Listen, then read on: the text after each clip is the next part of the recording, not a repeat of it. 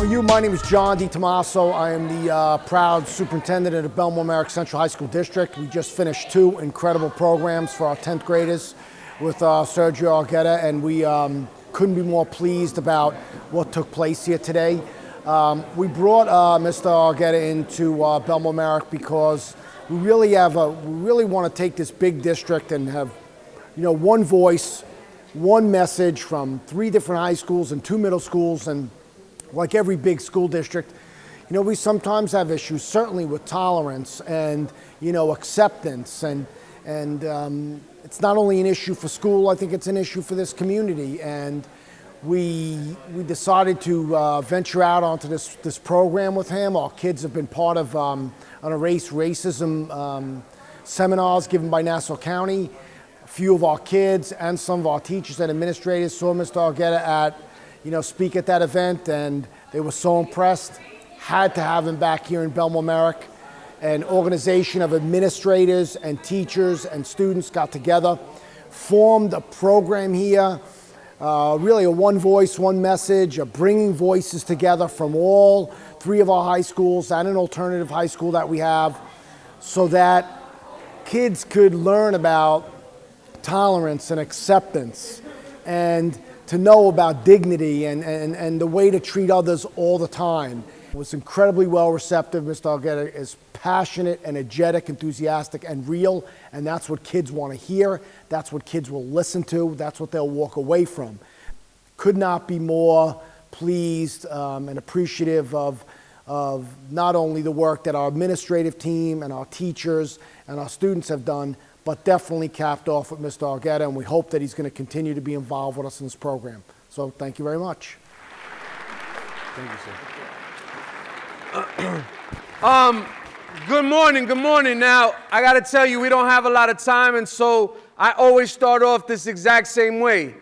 And it's real simple. Basically, if you're not interested in what it is I have to say, feel free to close your eyes and nod off. I don't have a problem with that.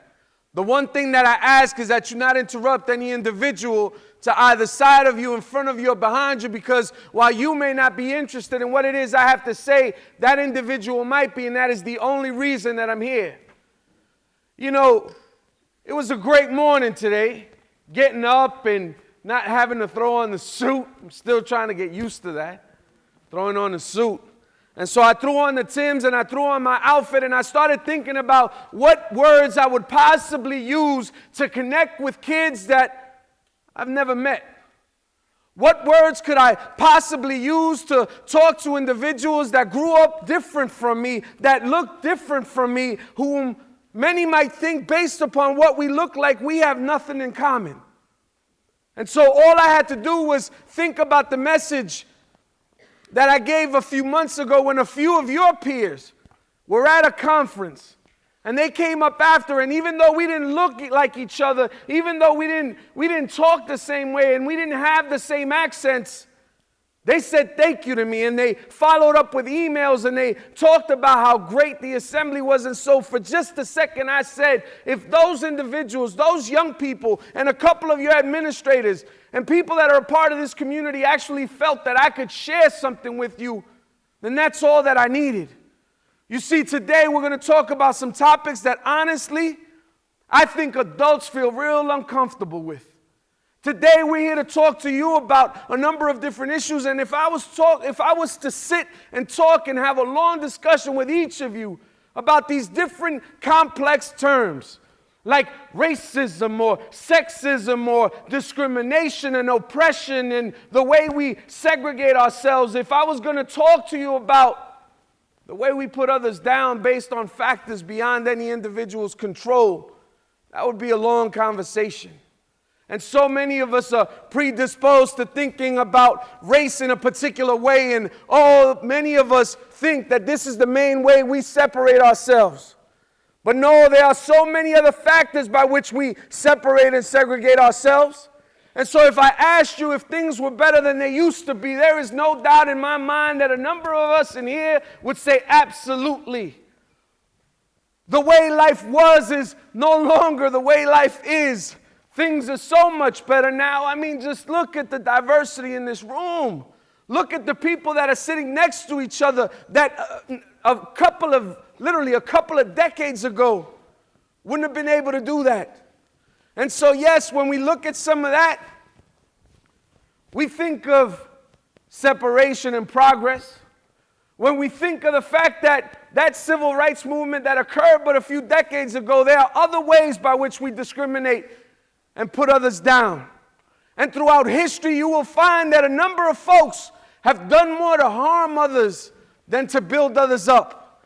And there's so many different ways, but after all, when you think of all the progress we've already made, and again, I point to this room, when I think of the fact that so many of you really don't acknowledge race, right? Because we get to know each other for who we are, guess what? While you as an individual may not do that, unfortunately, society as a whole still does. And while there has been some progress, fact of the matter is, we still have a lot of work to do. You see, segregation is very real and alive here. And I could talk to you about different communities, right? We can talk about a community that's less than 5 minutes from here, in which when I walk into that high school, I'm greeted by metal detectors. And where when I walk into that school, I'm met by brand new airport screening machines. And students learn to line up and put their bags on those airport screening machines, and brand new detectives with brand new cameras all over and armed police officers patrolling those grounds, but there are no textbooks on the shelves. There's no money for technology. There's no money for clubs. There's none of that. Somewhere along the lines, you start feeling as if you're walking into a prison as opposed to an educational school system. How different it must be to have the luxury and privilege of just walking into a school and feeling like you're in school. But you see, that's not the only type of difference between this building and one less than 5 minutes from here. How about the ones within your schools? You see, today we're going to talk about a number of factors. We're going to talk about the ignorance that too many of you have been hit with in so many different ways. When we talk about culture today and what it represents, when we talk about what we consider success, when we talk about what we see on television and the way we get bombarded with the garbage. Bombarded with the garbage. Now, I'm sure some of you have heard this before, right? I know some of you hear this from your parents. And you're probably sitting there right now asking yourself, I heard this already. Why did we bring them in to talk about pop culture, right? Now, I could tell you that, believe it or not, I'm not too much more older than you, 15 years or so, I think, right? And before you know it, you too will turn around and look at pop culture, but the difference between my discussion and that of your parents is the fact that I really want to talk to you about the influence that this has on young people. When you talk about what you see on television every day, unfortunately, there are too many of us that actually believe this is reality. The fact that they've coined it reality TV, but it couldn't be further from reality.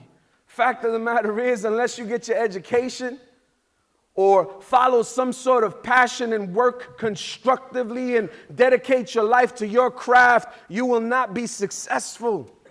This is not reality. You will not get paid millions of dollars for being a dummy. For being a dummy. Doesn't work like that. But unfortunately, too many of us get bombarded with the nonsense, and it comes in so many different ways, and stereotypes are perpetuated in so many different ways. And while some of us may find it amusing, to others, it's quite hurtful. And while some of us may look at a screen of a person that doesn't look anything like us, and we could find that amusing, others in this room might actually find it offensive. But that's the kind of stuff we're here to talk about, things that maybe we've never really thought of before.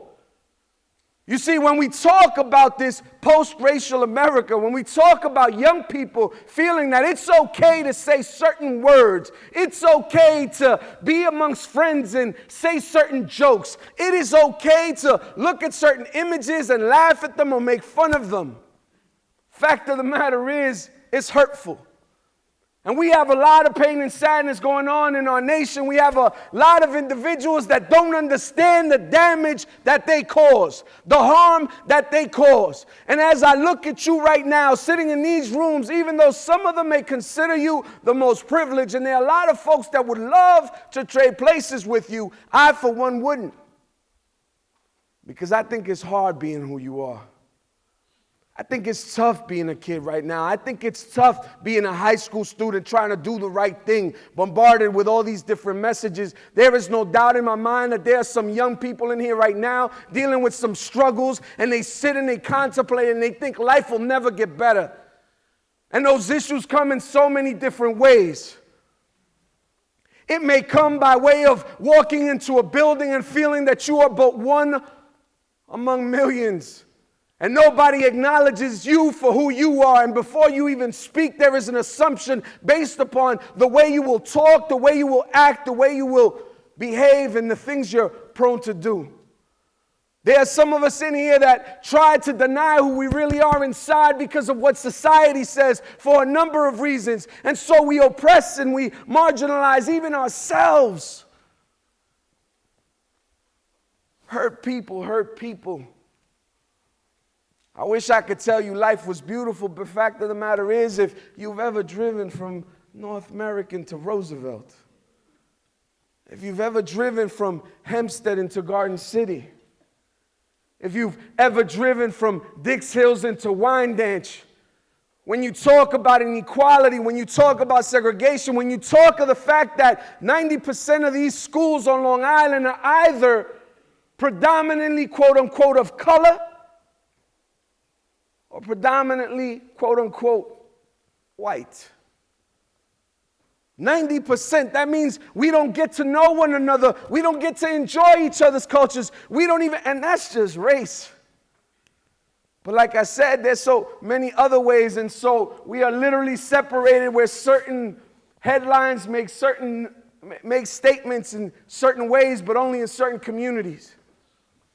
And while violence plagues my community where I grew up, where I lived, where I live, and while I've grown accustomed to unfortunately burying and, walking into funeral homes and seeing loved ones in those boxes dead prematurely due to some gang color, due to some street corner these kids don't even own, while kids in my neighborhood are going out there jumping in cars and shooting guns out of cars, there's kids less than 5 minutes from there taking needles and heroin and shooting it into their veins. Same destructive path, same destructive consequences, same destructive pain. Why? Because whether we want to believe it or not, my young people are hurting. And it doesn't matter what color they are, it doesn't matter where they come from, doesn't matter what kind of situation they're dealing with at home. Guess what? All of us are dealing with something.